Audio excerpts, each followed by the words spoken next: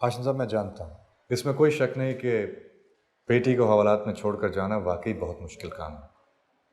लेकिन आप फिक्र मत करें, मैंने अंदर कह दिया है और आज पूरी रात एक लेडी कांस्टेबल मिस किरत के साथ ही रहेंगी। चलिए, मैं आपको घर छोड़ देता हूँ और यकीन कीजिए सुबह होते ही जैसे ही कोर्ट खुलेंगे सबसे पहला काम मिस किरत की बेल होगी।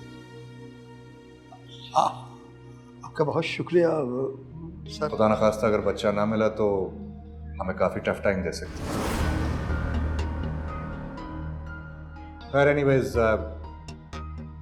मेरा ख्याल है ये वक्त साबित कदम रहने का और हौसला बुलंद रखने का।